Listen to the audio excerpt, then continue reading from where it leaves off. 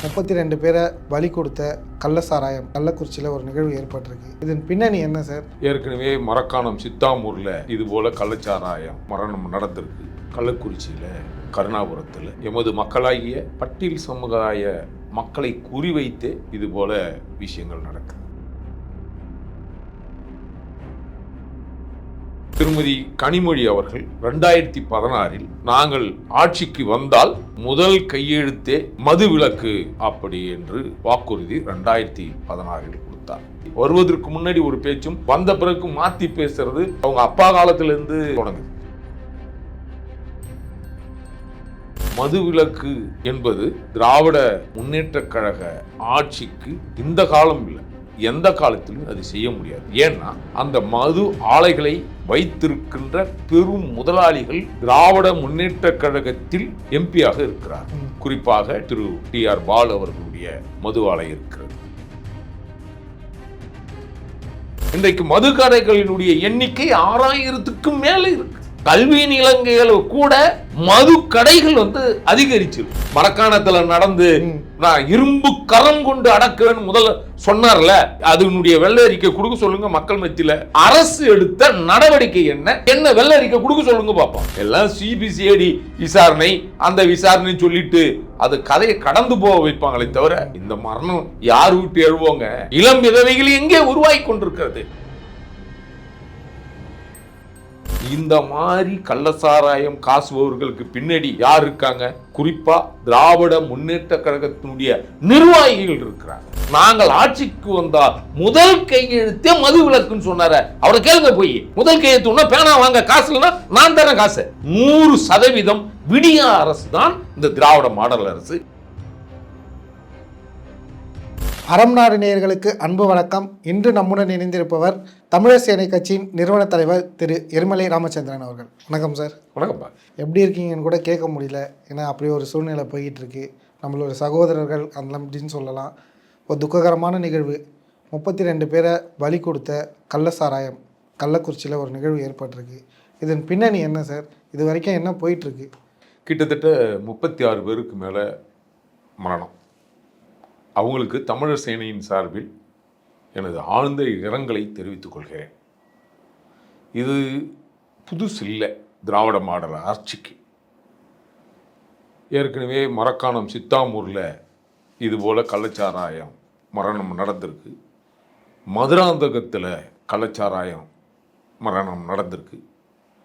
இது கள்ளக்குறிச்சியில் கருணாபுரத்தில் குறிப்பாக எமது மக்களாகிய பட்டியல் சமுதாய மக்களை குறிவைத்து இது போல விஷயங்கள் நடக்குது. திருமதி கனிமொழி அவர்கள் 2016 நாங்கள் ஆட்சிக்கு வந்தால் முதல் கையெழுத்தே மது விலக்கு அப்படி என்று வாக்குறுதி 2016 கொடுத்தார். சமீபத்தில் நடந்த தேர்தல் பரப்புரையில் நான் அப்படி சொல்லவில்லை அப்படின்னு படிப்படியாக மாற்றி செய்வோம்னு சொன்னார். அந்த தேர்தல் பரப்புரையில் எங்கள் கட்சி நிர்வாகிகளுடைய மது ஆலைகளை கூட நாங்கள் மூடிவிடுவோம் அப்படின்னு திருமதி கனிமொழி சொன்னார்கள். மது விலக்கு என்பது திராவிட முன்னேற்ற கழக ஆட்சிக்கு இந்த காலம் இல்லை, எந்த காலத்திலும் அது செய்ய முடியாது.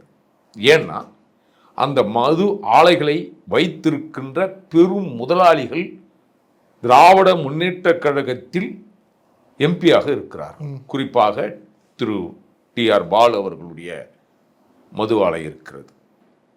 திரு ஜெகத்ரட்சகனுடைய மது ஆலை இருக்கிறது. திருமதி VK சசிகலா அவர்களுடைய மிட்டாஸ் நிறுவனமும் மது ஆலைகள் இருக்கிறது. தமிழ்நாட்டில் மது ஆலைகள். இந்த மது ஆலைகள் இருந்தும் கூட இன்றைக்கு இப்படிப்பட்ட மரணங்கள் நிகழ்கிறது. அப்படி என்றால் திருமதி கனிமொழி அவர்கள் தொடக்கத்திலேயே தமிழ்நாட்டில் இந்தியாவிலே இருக்கின்ற மாநிலங்களிலே தமிழ்நாட்டில் இளம் விதவைகளை உருவாக்குகிறது, பெருகி கொண்டிருக்கிறதுன்னு சொன்னார். ஆனால் உண்மையிலேயே இளம் விதவைகள் தமிழ் சமூகத்தில் இல்லை. குறிப்பாக பட்டியல் சமூகத்தில்தான் இந்த திராவிட மாடல் அரசு இளம் விதவைகளை திக்கற்றவர்களாக அனாதைகளாக உருவாக்கி கொண்டிருக்கிறது. பெரும்பான்மை சமுதாயத்தை சார்ந்த குறிப்பாக பறையர்குடி முதுகுடி தமிழர்களுடைய குடும்பங்களில்தான் இப்படி ஒரு துக்க நிகழ்வு அதிகரித்து கொண்டிருக்கிறது. இதெல்லாம் ஆட்சி இல்லை. உண்மையிலேயே இதற்கு தார்மீக பொறுப்பேற்று இன்றைய முதல்வர் அவர்கள் பதவி இந்த நேரம் வரைக்கும் விலகி இருக்க வேண்டும். 10 லட்சம் ரூபாய் கொடுக்குறன்னு முதல்வர் அறிவிச்சிருக்கார். எதுக்கு? இந்த மதுவுக்கு. ஏற்கனவே மரக்காணம் 10 லட்சம் ரூபாய் கொடுத்தார். இதை தடுப்பதற்கு கள்ளச்சாராயம் குடித்து உடனடியாக வைத்தியம் பார்ப்பதற்கு இங்கு வசதி வாய்ப்புகள் இல்லை. கடந்த அனைத்திந்திய அண்ணா திராவிட முன்னேற்ற கழக ஆட்சியில் 400 கோடி செலவில் கள்ளக்குறிச்சியில் மிகப்பெரிய மருத்துவமனை கட்டப்பட்டது. இன்று வரை அதுக்கு உண்டான மருத்துவர்களும் செவிலியர்களும் ஊழியர்களும் முழுமையாக நியமிக்கப்படவில்லை. உயிர் காக்கும் மருந்து கூட, மருந்துக்கு கூட வழி இல்லாத மருத்துவமனைகள் தமிழகத்தில் இன்றைக்கு பெருகிருக்கு. இன்றைக்கு மதுக்கடைகளினுடைய எண்ணிக்கை 6000க்கும் மேலே இருக்கு. கல்வி நிலங்கைகள் கூட மது கடைகள் அதிகரிச்சிருக்கு. உயர் நீதிமன்றமும் உச்ச நீதிமன்றமும் மதுக்கடைகள் பெரும் ஒரு இந்த பைபாஸ் சாலை ஓரம் எல்லாம் நீங்க வைக்கக்கூடாது, நெடுஞ்சாலைகள்ல வைக்கக்கூடாதுன்னு சொன்ன பிறகு நெடுஞ்சாலை ஓரத்தில் இருக்குகின்ற கதவை பின்பக்கமாக மாற்றி இந்த திராவிட மாடல் அரசு ஆண்டுக்கு 5580 கோடி ரூபாய் இந்த அரசு ஆண்டு வருமானமாக 6000 கடைகளுக்கு மேல் இருக்கிறது. கடைகளை குறைப்போம் என்று சொல்லி இவங்க கடைசியா குறைக்கல, இவங்க வாசலை தான் மாத்திருக்காங்க. கடைகள் அப்படியே தான் இருக்கு. ஆனா 5580 கோடி ரூபாய் ஆண்டு வருமானமாக இந்த தமிழக அரசு கொள்ளையடித்து வயிறு வளர்த்து கொண்டிருக்கிறது. இது கேட்பதற்கு நாதி இல்லாத நிலை இருக்கு.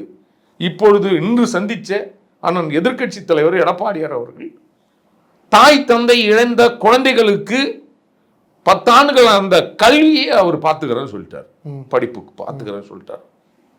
மாதம் 5000 ரூபாய் தரன்னு சொல்லியிருக்காரு. இந்த 10 லட்சம் ரூபாய் முதல்வர் சொல்றாரு, இது பத்துமா ஒரு வாழ்நாளில்? ஏழை எளிய மக்கள் ஏன் அந்த மதுக்கடையை தேடி போறாங்க? நீ விலைவாசி சாதாரண அரசு விலையை விட 10 ரூபாய் அதிகம் வச்சுதான் ஏன் மது விற்கிறீங்க? அது வாங்க திறன் இல்லாத ஏழை எளிய மக்களுக்கு இப்படி தேடி போக வேண்டிய நிலையை யார் ஏற்படுத்தியது? உண்மையிலேயே தமிழ்நாடு காவல்துறை சிறந்த காவல்துறை தான்.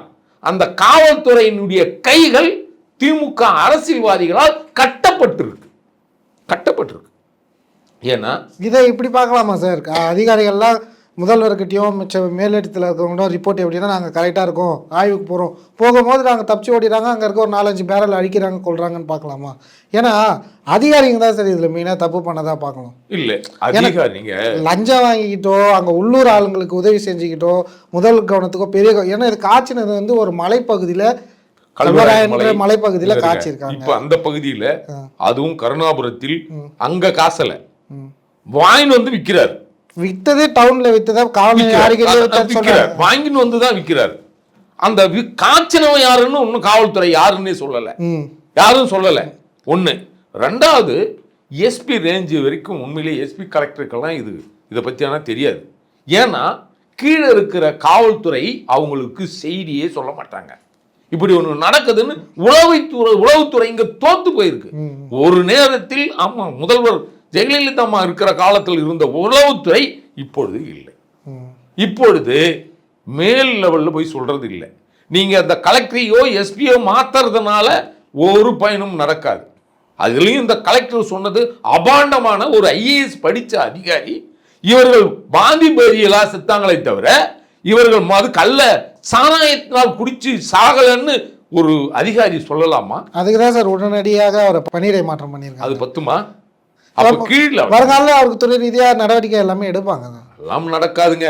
மரக்காணத்துல நடந்து நான் இரும்பு கரம் கொண்டு அடக்குவேன்னு முதல்ல சொன்னார்ல, அதனுடைய வெள்ளை அறிக்கை கொடுக்க சொல்லுங்க மக்கள் மத்தியில. மரக்காணம் நடந்த கள்ளச்சாராய இந்த மதுவுக்கு அரசு எடுத்த நடவடிக்கை என்ன வெள்ளை அறிக்கை கொடுக்க சொல்லுங்க பாப்போம். எல்லாம் சிபிசிஐடி விசாரணை, அந்த விசாரணை சொல்லிட்டு அது கதையை கடந்து போக வைப்பாங்களே தவிர, இந்த மரணம் யார் விட்டு எழுவோங்க? இளம் விதவைகள் எங்கே உருவாகி கொண்டிருக்கிறது? ஏன் சமூகத்தில் தாங்க இந்த மாதிரி அவலங்கள் எல்லாம், கண்ணும் காணாத அவலங்கள் எல்லாம் இந்த திராவிட மாடல் அரசு திட்டமிட்டே செயல்படுத்துது. அவர் தான் சொல்றாரு சார், போலீஸ்குள்ளே கருப்பாடுகள் இருக்குன்னு, அவங்களால விரைவில் இன்னைக்கு வந்து அவங்க அப்பா சொன்னாரு, காவல்துறையினுடைய ஈரல் எல்லாம் அழுகி போச்சுன்னே சொன்னாரு. இப்ப அதை தாண்டி ஈரல் இல்ல, ஒட்டுமொத்த மனித இனத்தினுடைய ஒவ்வொரு உறுப்பும் இழந்து போயிருக்கு தெரியுங்களா? இன்றைக்கு சாராயம், டாஸ்மார்க் மது குடிச்சதுனால பல்வேறு தனியார் மருத்துவமனைகள் உருவாயிருக்கு சரிங்களா? கல்லூரிகளுக்கு தனி, அந்த கணையம் எல்லாத்துக்குமே தனித்தனி. இன்றைக்கு வந்து குழந்தை பிறப்பு சதவீதம் தமிழர்கள் மத்தியில் குறைந்து போவதற்கு திராவிட மாடல் அரசு தான் காரணம். மறுக்க முடியுமா? இந்த முதல்வர் மறுப்பாரா? இந்த சாராயம் குடிச்சு எத்தனை, டாஸ்மார்க் குடிச்சு எத்தனை பேர் செத்து இருப்பாங்க? போன முறை மெத்தனால் கலந்தான், அத்தனால் கலந்தன்னு முதல்வர் சொன்னார, அந்த மாதிரி சப்பக்கட்டெல்லாம் இப்ப கட்டக்கூடாது. உண்மையிலே இந்த முதல்வர் இருந்து ஒரு குடும்பத்துக்கும் 25 லட்சம் ரூபாய் இந்த அரசு வந்து கொடுக்கணும். அதுதான் முறை. இவங்க மது கடையால மது அரசாங்கம் தயாரிச்சு விற்கிது, அதை குடிச்சிட்டு இருந்தா ஒரு நியாயம் சார். யாரோ எங்கேயோ தயாரிச்சு விற்கிறாங்க, அரசாங்கம் தெரியாம சமூக விரோத செயலில் ஈடுபடுறாங்க, அதை அரசாங்கம் கட்டுப்படுத்தும். இந்த அரசுல சமூக விரோத செயல் அதிகரிச்சிருக்கு. மது, இது ஒரு மது, இது கள்ளச்சாராயம். மதுவில் இருந்து கள்ளச்சாராயம். இங்க இவன் வந்து அரசு நிர்ணயிச்ச விட 10 ரூபாய் அதிகமாக்கிறது செந்தில் பாலாஜி மேல சொன்னாங்க, கேள்விப்பட்டிருப்பீங்க. அப்போ அரசு நிர்ணயித்த விலையை விட இவர்கள் மதுக்கடையில் இருக்கிற, டாஸ்மார்க் கடையில் இருக்கிற ஊழியர்கள் அதிகமாக காசு கேட்கிறான். ரைட்டா? அப்படி மதுவை விற்கலன்னா அவங்க மேல நடவடிக்கை எடுக்கப்படுது இந்த அரசு. கடலூர்ல கூட மது விற்பனை கம்மியா இருந்துச்சுன்னு நடவடிக்கை எடுத்தாங்க. அப்போ கல்வி சாலைகள் கம்மி, மது அதிகம். அது இல்லாத ஜாஃபர் சாதிக் போன்ற இன்டர்நேஷனல் உலகம் தழுவிய போதைப் பொருள் நடமாட்டம் தமிழகத்தில் இருக்கு பாருங்க. கஞ்சா ஒரு பக்கம், நம்ம கொக்கை அப்படின்றோம், என்னென்னவோ மது பேர்கள்.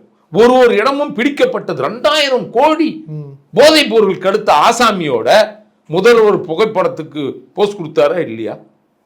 காவல்துறை தலைவர் சங்கர் ஜிவால் அவருக்கு அவார்டு கொடுத்தாரா இல்லையா இந்த அரசுல? போதைப் பொருள் கடத்தின எங்க? அப்பனா உளவுத்துறை ஒரு சந்திக்க வர நபரை பற்றியான தரவுகள் உளவுத்துறைக்கு தெரியலன்னு தானே அர்த்தம். அப்போ உளவுத்துறையில உண்மையிலேயே ஒரு நேரத்தில் அம்மா ஆட்சி காலத்தில், நான் இது பல இடத்துல சொல்வேன், அப்போ இருந்த உளவுத்துறை அதிகாரிகள்லாம் அப்படி இருப்பாங்க, விரல் நுனியில் இருக்கும். எங்க குற்றம் நடக்குது, எங்க நடக்க போகுது, எங்க கொலை நடக்க போகுதுன்னு முன்கூட்டிய தகவல் போட்டு தடுத்த காலம் இந்த மண்ணில் உண்டு. இன்னைக்கு கொலை நடந்த பிறகுதான் அதிகாரிகளை மாற்றம் நடக்குதே தவிர, அதற்கு முன் சொல்ல வேண்டிய உளவுத்துறை வேலை செய்யறாங்கல்ல, அதுல ஆட்களும் குறைவு. ஆட்கள் குறைவா இருக்காங்க. குறைவான அப்பனா எடுக்கணும்ல, ஆட்களை நியமிக்கணும்ல, உளவுத்துறைக்கு எடுக்கணும்ல, காவல்துறைக்கு ஆட்கள் எடுக்கணும்ல. எதுவுமே செய்யல இந்த அரசு, எதுவுமே செய்யல. அப்போ செயல்பட முடியாமல் இந்த ஆட்சியை நடத்த திறன் இல்லாத முதல்வர் பதவி விலகிட்டு தானே போகணும். மற்றவங்களுக்கு வழிவிட்டு போகலாம்ல. எதுக்கு சும்மா அந்த பதவியில் இருந்துக்கிட்டு? காவல்துறை யார் கட்டுப்பாட்டில் இருக்கு? முதல்வர் கட்டுப்பாட்டில் தானே இருக்கு. அப்ப முதல்வர் கட்டுப்பாட்டில் அவருக்கு வந்து தினமும் வந்து கொடுப்பாங்கல்ல, அறிக்கை கொடுப்பாங்களே, என்னென்ன ஊர்ல என்னென்ன நடக்குது, யாரெல்லாம் நடக்க போகுது. நடக்கிறது சொல்றது இல்ல, நடக்க போறத சொல்றது தானே உளவுத்துறை. நடந்த பிறகு உங்களுக்கு தெரியுதுன்னா இது என்ன ஒரு நிர்வாக திறன் உங்களுக்கு இருக்கு அப்படின்ற கேள்வி தமிழ்நாட்டு மக்களுக்கு எழுந்து போச்சு. இதுல என்னன்னா, இந்த மாதிரி கள்ளசாராயம் காசுபவர்களுக்கு பின்னாடி யார் இருக்காங்க? குறிப்பா திராவிட முன்னேற்ற கழகத்தினுடைய நிர்வாகிகள் இருக்கிறாங்க. ஏன் அவங்க அப்படின்னா, அடுத்து 26இல் நிச்சயமா திராவிட முன்னேற்ற கழகம் வராதுன்னு முன்கூட்டியே தெரிஞ்சுக்கிட்டு எப்படியாவது எந்த வழித்திலாவது நம்ம சம்பாதிச்சிடணும்னு இந்த திராவிட மாடல் அரசில் இருக்கிற திமுக காரங்கெல்லாம் அதே கள்ளக்குறிச்சியில ஒரு சட்டமன்ற தொகுதியில் அதிமுக எம்எல்ஏவோ ஒருத்தர் இருக்காரு சார். அவருக்கு இதெல்லாம் தெரியாம இருந்திருக்குமா, இல்ல தெரிஞ்சிருந்தாலும் அவர் எதிர்கட்சியா இருக்கிறதுனால அவருக்கு கம்ப்ளைண்ட் கொடுத்துருக்கலாம், அவர் என்ன வேணா பண்ணிருக்கலாம். சட்டமன்றத்தில் கவன ஈர்ப்பு தீர்மானம் கொண்டு வந்தாருங்க. அதுக்கு என்ன நடவடிக்கை எடுத்துச்சு, என்ன பேசுனாங்க? நீங்க சொல்ற அதே எம்எல்ஏ சட்டமன்றத்தில் கவன ஈர்ப்பு தீர்மானம் கொண்டு வந்தாரு. எதுக்கு சார்? கள்ளசாராயத்துக்கு. எல்லாத்துக்கும் தான், கள்ளசாராயத்துக்கு தான் தீர்மானம் கொண்டு வந்தாரு. அது ஏன் இந்த அரசு பரிசீலனை பண்ணல? அதுக்கு ஏன் நடவடிக்கை எடுக்கல? எதிர்கட்சி சொல்லதானே முடியும். நடவடிக்கை எடுக்கிறது யாருடைய கையில் இருக்கு? சட்டமன்றத்தில் பேசியே இவர்களால் ஒன்றும் பண்ண முடியாத அரசா. நான் உண்மையிலே அண்ணன் எடப்பாடியார் சொல்லுவாரு, விடிய அரசு விடிய அரசுன்னு. என்னடா இப்படி சொல்றாரு, இந்த வார்த்தையை பயன்படுத்துறாருன்னு. நான் சொல்றேன் 100% விடிய அரசு தான் இந்த திராவிட மாடல் அரசு. விடிய அரசு தான் இந்த திராவிட மாடல். அவரும் ஒரு 3 ஆண்டுகளா முதலமைச்சராக இருந்தாரு. அவர் அந்த டைம்ல மதுக்கடைகளை குறைச்சிருக்கலாம், மதுக்கடைகளை மூடி இருக்கலாமே. அந்த அளவுக்கு இல்லையே. இன்றைக்கு 6000க்கு மேல இருக்கு கடை. இல்லைங்க சார், அவர் இருக்கும் போது சொல்றேன். அவர் இருக்கும் போது அவர் முதல்வரா அந்த அளவுக்கு இல்லையே. எங்க மரணம், ஒரு மரணம் சொல்லுங்க பாப்பா, ஒரு மரணம் சொல்லுங்க. இல்ல இதுதான் மரணத்துக்கு ஒரு ஊந்துகோலா இருக்கும் போது அதை நம்ம மூடி இருக்கலாம். அவர் இருக்கும் போதே மூடிட்டு இல்ல. நீங்க ஏங்க அரசு மதுக்கடைகள் அண்ணன் எடப்பாடியார் அதிமுக ஆட்சிக்கு வரும்போது முதல் கையெழுத்து மதுவிலக்குன்னு சொன்னாரா? இப்ப இருக்கிற முதல்வர் திரு ஸ்டாலின் அவர்கள் சொன்னாரங்க. சொன்னவரை தானே நீங்க கேட்கணும். முதல் கையெழுத்து அன்னைக்கு வீட்டு வாசல்ல நின்று அனைத்து இந்திய அண்ணா திராவிட முன்னேற்ற கழகம் இருக்கும்போது அப்படியே பெயர் பலகை கருப்பு சட்டையை போட்டுட்டு பிடிச்சுக்கிட்டு மதுவிலக்கு அமுல்படுத்துன்னு சொல்லிட்டு நாங்கள் ஆட்சிக்கு வந்தா முதல் கையெழுத்தே மதுவிலக்குன்னு சொன்னார. அவரை கேளுங்க போய். முதல் கையெழுத்து பேனா வாங்க காசு இல்லைன்னா நான் தரேன் காசு. பேனா வாங்கறதுங்க, கையெழுத்து போடுறதுக்கு பேனா வேணுமா, நான் வாங்கி தரேன். என்னங்க இது? நான் வாங்கி தரேங்க. 3 ஆண்டு 4 ஆண்டு காலம் ஆக போகுது, இன்னும் கையெழுத்து போடலையா? கையெழுத்து போடுறதுக்கு பேனா இல்லையா, இல்ல பேப்பர் இல்லையா? நான் வாங்கி தரேங்க பேப்பர். அப்ப சொல்லக்கூடாது இல்ல, முதல் கையெழுத்துன்னு முதல்வர் சொல்லி இருக்க கூடாதுல்ல. ஜெயலலிதா அவங்க முதல்வராக இருந்த போது தனியார் வசம் இருந்த டாஸ்மார்க் எல்லாத்தையும் அரசாங்க மயமா தனியார்ல இருந்து தாங்க இது மாதிரி எல்லாம் கள்ளச்சாராயம் காய்ச்சி உயிரிழப்பு வரப்போதுன்னு தான் இது அரசுக்கு கொண்டு வந்தது. ஆனா இன்றைக்கு மதுவிலக்கு கொள்கையை அமுல்படுத்தணும் சொல்றது மட்டும் இல்ல, காவல்துறையில மதுவிலக்குன்னு ஒரு காவல்துறை பிரிவு இருக்கு. அவங்க என்ன பண்றாங்க? அவங்க இந்த இடத்துல தோத்து போனதை ஒத்துக்குதான் ஆகணும். அப்புறம் அப்போ அதுதான் சார், எப்படின்னா ஒரு முதல்வர் கிட்ட இவங்க உண்மையான ரிப்போர்ட் கொடுக்கறது இல்லை, முதல்வரை இவங்க ஏமாத்துறாங்க அதிகாரிகள்லாம் அப்படின்னு பார்க்கலாமா? இல்ல அங்க இருக்க மாவட்ட செயலாளர், அங்க இருக்க எம்எல்ஏ அவங்க கட்டுப்பாட்டுல இதெல்லாம் நடக்குது. பொதுவாக மாற்ற வேண்டியது அதிகாரிகளா இல்ல அரசியல் தலைவர்களா? அனைத்து இந்திய அண்ணா திராவிட முன்னேற்ற கழக ஆட்சியில் ஒரு வட்ட செயலாளர் போய் நிச்சயமாவே ஒரு காவல் நிலைய ஆய்வாளர்கிட்ட பெருசா வீரவசனம்லாம் பேச முடியாது. அம்மா இருக்கிற காலத்துல ஒரு எஸ்பி ஒரு டிசி ரேஞ்ச் இருக்கிறவங்ககிட்டே இன்றைக்கு இருக்கிற அனைத்து திராவிட முன்னேற்ற கழக நிர்வாகிகள் ஒரு வட்ட செயலாளர் போய் எஸ்பியை மிரட்டுற அளவுக்கு தான் இந்த ஆட்சி சீர்கெட்டு போயிருக்கு. ஏன்னா மாற்ற வேண்டியது வெறும் அதிகாரிகளை மட்டுமல்ல, நிர்வாகிகளையும் தான் மாற்றணும் முதல்வர். ஏன்னா இவன் என்ன பண்ணுறான், நம்ம தான் வரப்போகிறது இல்லை, அடுத்துக்கு ஆட்சிக்கு வந்தான்னா எவன் செத்தான்னா, எவன் வீட்டு தாலி அறுத்தான்னா நம்ம வீட்டில் தாலி அறுபடல. அப்படி பணத்தை சேர்க்கிற ஒரு அரசா அவர்களுக்கெல்லாம் பின்புலத்திலிருந்து பணம் 2வது வழியில் பின்புற வழியில் தப்பான வழியில் பணம் சேர்ப்பதற்கு இந்த திராவிட மாடல் அரசு காரணமா இருக்கு. அதனால எல்லாம் சம்பாதிக்கணும், எப்படியோ சம்பாதிக்கணும். இருக்க ஒரு சாதாரணமா நீங்க கள்ளக்குறிச்சியில் இப்ப நீங்க மழைநீர் எடுக்கிறீங்க, மழைநீர் தேங்கு போது இருக்கு. இங்க இருக்கிற கவுன்சிலர், எல்லா கவுன்சிலரும் ஒழுங்கா வேலை பார்க்குறாங்களா? அந்த நிதியை சரியா செயல்படுத்துறாங்களா பாருங்க. அவங்கெல்லாம் ஒரு கவுன்சிலரும் அவங்கவுங்க வார்டில் சரியா செயல்பட்டா மழை தண்ணி நிற்குமா?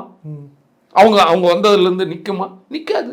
அப்போ யாருமே செயல்படாத கவுன்சிலர்கள் இப்படித்தானே இருக்காங்க. இவங்க எல்லாருமே அப்படித்தானே இருக்காங்க. அப்போ இந்த நிர்வாக திறன் என்பது திராவிட மாடல் அரசு இதற்கு மேல வர முடியாதுன்ற காரணத்தை காட்டி தப்பான வழிகளில் இந்த சமூகத்தை அழிச்சு சீர்கெடுத்து பணம் சம்பாதிச்சு வயிறு வளர்க்கிறார்கள் தான் என்னுடைய குற்றச்சாட்டு. அவங்களோட அறிக்கையில் 2026 200+ சட்டமன்ற தொகுதிகளை அவங்க நிரப்புவாங்கன்னு சொல்லிட்டு வராங்களே சார். சும்மாங்க இந்த மாதிரி மரணம் இது இது இது இது ஏற்றுக்கொள்ள முடியாத மரணம் தான். 32ன்றது இந்திய அளவில் ஒரு பெரிய இதுவாக இருக்குது. அது மட்டும் இல்லைங்க, இந்த அம்மா வீட்டுக்கு ஒரு விதவை உருவாக்குற மாநிலமா இருக்குன்னு கனிமொழி அவர்கள் திருமதி கனிமொழி சொன்னார்கள் இல்லையா? விதவைகள் வேற சொன்னாங்க. இளம் விதவைகள் வீட்டுக்கு ஒரு, அப்ப இவங்க வந்து துணை துணை பொதுச் செயலாளர் திராவிட முன்னேற்ற கழகத்துக்கு, நாடாளுமன்ற குழுத்தலைவர் எம்பி, இவ்வளோ பதவி வச்சிருக்கிற இந்த அம்மா அண்ணங்கிட்ட கொஞ்சம் சொல்லுங்க, மரணங்கள் இப்பெல்லாம் என்ன வாயை மூடிட்டு கிடக்குறாங்க? அவங்கெல்லாம் வந்து பேச்சு மாற்றி மாற்றி பேசுவாங்கங்க. இப்படி ஒரு பேச்சு வருவதற்கு முன்னாடி ஒரு பேச்சும் வந்த பிறகு மாற்றி பேசுறது அவங்க அப்பா காலத்திலேருந்து தொடங்குது, அது நடக்குது. அங்கே இருக்கும் பாமர மக்களும் உழைக்கும் வர்க்க மக்களும் இது ஒரு அறியாண்மையாக இருக்காங்களா சார்? இந்த கள்ளசாராயன்றது அவங்களுக்கு பொழுதுபோக்காக தினமும் அதை அருந்திட்டு தான் வர காலங்களாக வந்துட்டு இருக்காங்க. அதுதான் சொல்றேனே, டாஸ்மார்க்கில் பணம் கொடுத்து வாங்குற அளவுக்கு அவங்க பொருளாதார ரீதியாக இல்லை. இதுல இவ்வளவு ஆபத்து இருக்குன்னு அவங்க அறியாமை தெரியாது, அவங்களுக்கு தெரியாது. ஆனா காய்ச்சறவனுக்கு தெரியுமா சார்? காய்ச்சறவன் வந்து போதையை அதிகப்படுத்துறவன்னு. நீங்க ஒரு காலத்தில் சாராயம் காசப்பட்டது, அப்போ எந்த தீங்கும் இருக்காது. இன்றைக்கு வந்து போதையை அதிகப்படுத்துறோம், காசாகவே சில கெமிக்கல் எல்லாம் போட்டு. ஆனால் எடப்பாடியார் அன்னைக்கு கூட சொன்னார், இந்த மரணத்தை வந்து மெத்தனால்னு சொல்லக்கூடாதுன்னு சொன்னார்ல, அந்த மாதிரி ஏதோ ஒரு கெமிக்கலை போட்டு சாராயமா பாமர மக்கள்கிட்ட கொடுத்து இந்த அரசினுடைய ஆதரவில் இவங்க இந்த வேலையை பார்க்குறாங்க. வாங்கி வித்தான்ல, காசனவனு விட்டுட்டு வாங்கி வித்தவன் மேலே ஒரு வழக்கை போட்டு வழக்கை இப்படியே முடிச்சிருவாங்க. குடும்பத்தோட கைது பண்ணியிருக்காங்க, இதோட முடிச்சிருவாங்க. இந்த வழக்கு வர சிபிசிஐடி கிட்ட போயிருக்கேன் சார். எப்படி போனாலும் விட்டுருவாங்க, வேங்கவே இல்லை. சிபிசிஐடி கொடுத்து என்ன கண்டுபிடிச்சிட்டு இப்போ எல்லாம் பண்ணிட்டாங்களா இவங்க? சிபிசிஐடி அதெல்லாம் சும்மா. இது வந்து மடைமாற்றம். காவல்துறையினுடைய இந்த மாதிரி சிபிசிஐடி கொடுத்துட்டோம், அப்போ சிபிசிஐடி கொடுக்குறீங்கன்னா அப்போ காவல்துறை வந்து ஒன்றுமே இல்லாத செயலற்றவர்கள்னு இந்த முதல்வர் சொல்கிறாரா? அப்படித்தானே அர்த்தம். இவங்க சரியா இல்லைன்னு தானே சிபிசிஐடி அவரே சொல்லியிருக்காரு சார். காவல் அதிகாரிக்குள்ளே கருப்பாடுகள் நிறைய இருக்கு, விரைவில் களை எடுக்கப்படுவார்கள். எல்லாமே நீங்கள் ஒரு சிலர் எனக்கு தெரிஞ்சு நல்ல அதிகாரிகளும் இருக்கத்தான் செய்கிறாங்க. அவங்க கைகள் கட்டப்பட்டிருக்கு. யாரால் கட்டப்பட்டிருக்கு? அதுதான் யாரால கட்டப்பட்டிருக்கு சார்? முதல்வரால் கட்டப்பட்டிருக்கு.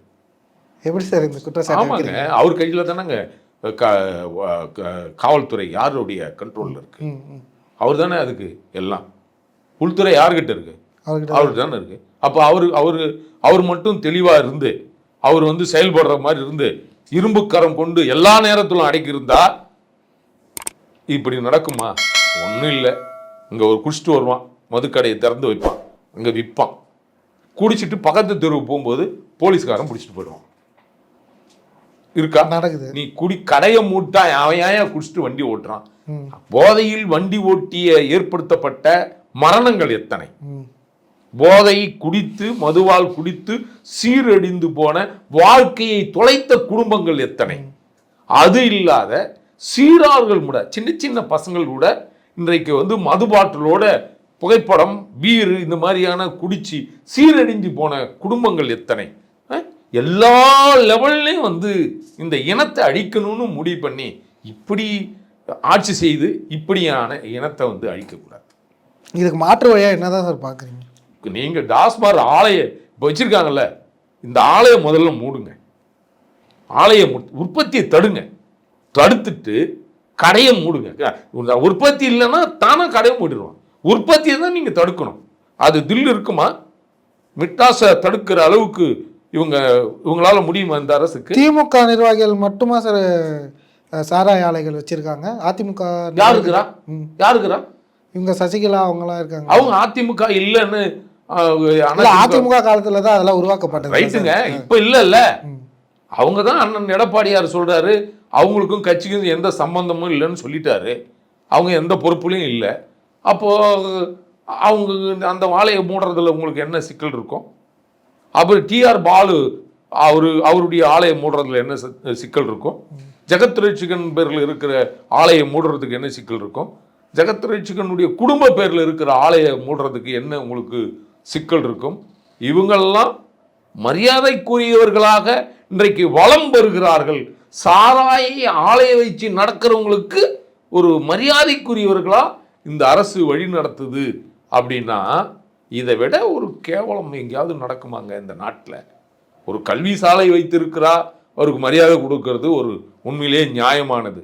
ஒரு மருத்துவமனை வச்சிருக்கிறாரு, ஒரு வச்சு நடத்துறாரு, நியாயமானது. சாராய ஆலையை வச்சிருக்கிறவங்களுக்கு கூட நம்ம மரியாதை கொடுக்க வேண்டிய நிலையில் நாம் தள்ளப்பட்டிருக்கிறோம்ன்றதான் நிதர்சனமான உண்மை. சரிங்க சார், கள்ளக்குறிச்சியை பற்றி மத ஆளுகளை பற்றி பல விஷயங்களை பகிர்ந்துக்கிட்டீங்க. வருங்காலங்களில் மக்கள் தீர்ப்பு எப்படி இருக்குன்னு பார்ப்போம். நேரம் குறித்து பதிலளித்ததுக்கு மிக்க நன்றி சார். நன்றி.